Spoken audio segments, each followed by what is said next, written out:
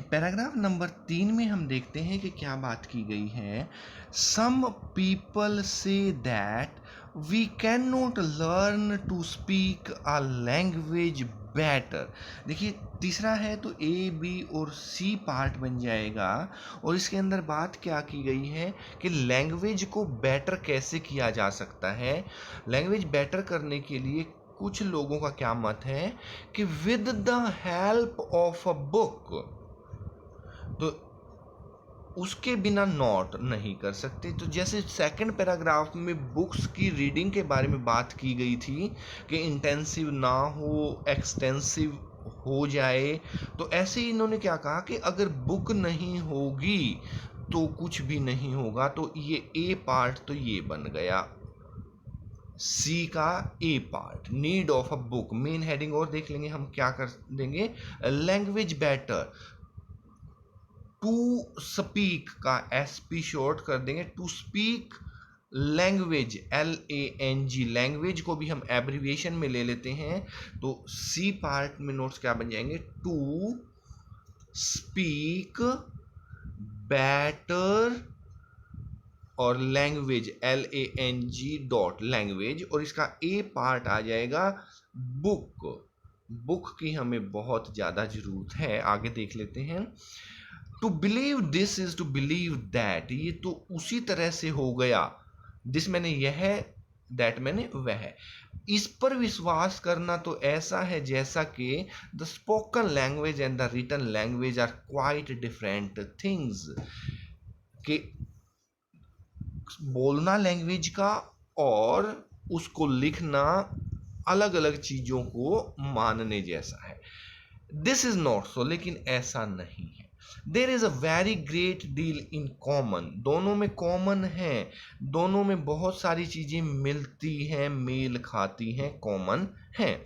In learning the patterns and vocabulary of the written form, जो हम भाषा बोलते हैं, मुंह से बोलते हैं, और जब उसको लिखते हैं तो वोकेबलरी जो है और पैटर्न जो है रिटन फॉर्म में, we are learning to a considerable extent those of the spoken form too, बोलते समय भी तो वही अक्षर आने हैं, इसलिए बुक को पढ़ते समय, डिक्शनरी को पढ़ते समय वो जो है बहुत सारी चीज़ें कॉमन हैं। तो ये कॉमन चीज को, और spoken language and written language बी हो जाएगा, जैसे ए हमने बुक को दिया था, दोनों की कॉमन भी हैं।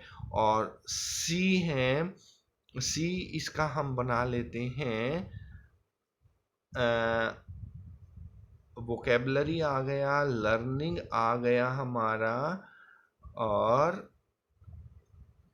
ये कर लेते हैं the pattern and vocabulary, the pattern and vocabulary of written form we are learning to a considerable extent to those of the spoken form।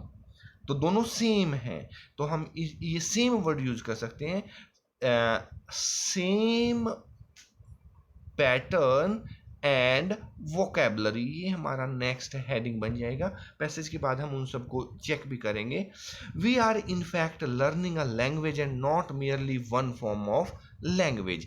Language का ऐसा नहीं है कि हम एक हिस्सा सीख रहे हैं, लैंग्वेज तो कंप्लीट सीखी जाती है, पूर्ण रूप से सीखी जाती है।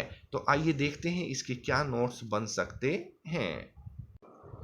तो ये देखिए यहाँ पर बन जाता है कि relation between speaking and reading a language, और वो भी क्या है, नॉट मच डिफरेंस नहीं है, सेम पैटर्न, सेम वोकेबलरी है, और reading a lot of books we can learn both the forms.